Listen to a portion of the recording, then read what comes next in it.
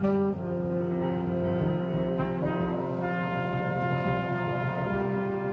can tell you that there's been many patients who have never been to a physician, whether it's back home or here. A lot of the people that we get at the clinic are day laborers.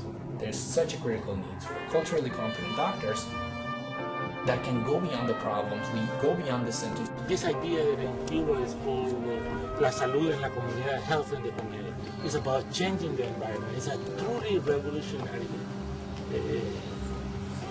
label.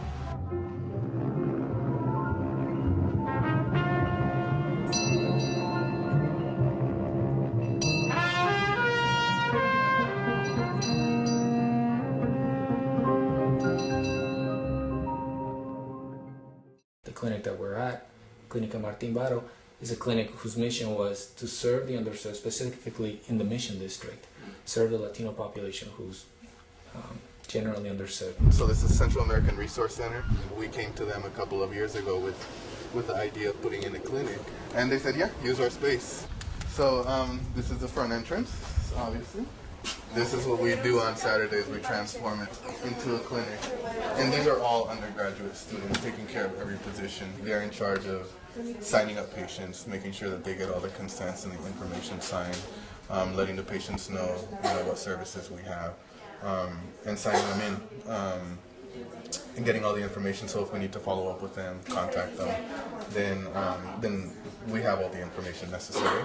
They put together the charts that we use long term. A lot of these patients are going to keep coming back to us. Basically, our purpose was to empower the undergrads, to do these things, to take control, to take leadership positions. And they're the ones that come from communities like this. They're the ones that should be the ones at the helm. It's very egalitarian, I think, at its base. It doesn't attempt to sort of create a hierarchy. And also the roles are very much integrated. Everyone tries to learn a little bit about everything that goes on in the clinic. Martin Baro, we call him Nacho.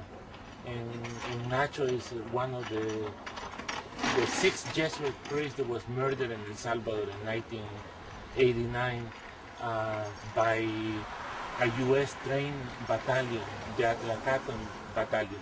He believed that we have to learn from the people and look at what they need, and based on what they need is the one goes and creating a theory that makes sense to people. This is our lab. Everything is free, including labs, including medications, and that's one of the things that we want to ensure, that when somebody comes through the door that we can tell them, you're not going to have to pay a cent. And for some people, $5 a month for meds, especially if they have to take 6 meds, is a lot of money. A lot of people have 2-3 jobs where they're not getting paid very much, for one. A lot of people are actually homeless. Health is not the absence of disease. So we're looking at an eco model of health, a holistic model of health.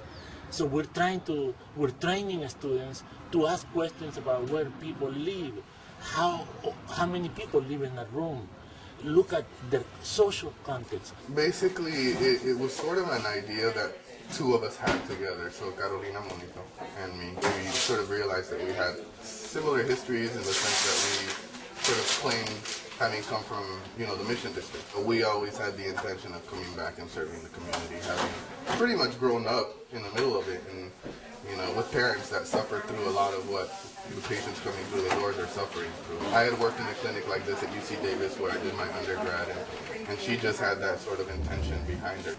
We're the 2 that decided to sort of continue the project. What happened was, since I got to med school, you sort of notice right away that although there's a huge sort of immigrant population in the city, the makeup of the class does not reflect that very much. Me going through education, I heard so many times, like, maybe you should choose something else, something a little bit more becoming of you, something something more reachable, more attainable. Medicine's a little too far off for you.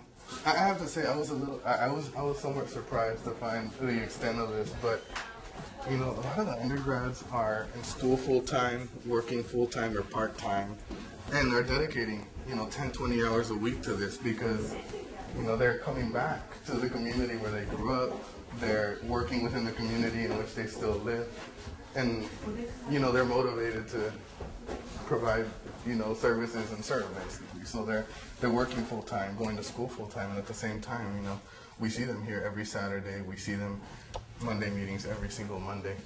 This is our storage space. So we got a room that is gave out, and just to give you an idea of everything we have to do on Saturday. We have everything in boxes here, and every Saturday we come to this room and bring everything downstairs, including a whole medical exam bed that we usually have in here that we allow. So we have to do a lot of transforming. A lot of the equipment that we have that you'll see, they were donated, and we were able to get through, the surplus that the university has, UCSF. And the idea here is sort of the hustle. You sort of have to know how to hustle and transform things into something that you can use. Even though I was pretty successful, I was working as an engineer, and before that even as a computer programmer and making a lot of money, I never really felt I was giving back enough to my community. It's great that I could do this for myself, but how am I helping others? And that's the reason why I started seeking volunteering opportunities in medical care, because I had seen that huge need when I first experienced it firsthand. I don't think that there's a one thing that sort of told me to become interested in medicine. I think I always had it in me to sort of be of service. We all have sort of a social obligation to do something for the greater good, I guess. It's an anonymous $100 donation, and it says, "My story of how I came to you." And then it says, "Last week somehow I fell on the floor without my owner knowing. My new owner is passing me on to you, Clinica Martin Baro, and hopes that you continue to do great work in helping people who can't afford the high price of healthcare. Good luck and stay well from both of us. Sincerely, Señor $100 y Anonymous." We sort of didn't realize the impact that it would have on other people. So that may not even live in San Francisco, or people who know somebody who came to the clinic. Because it's not about individuals, it's about the project or the philosophy that the project is.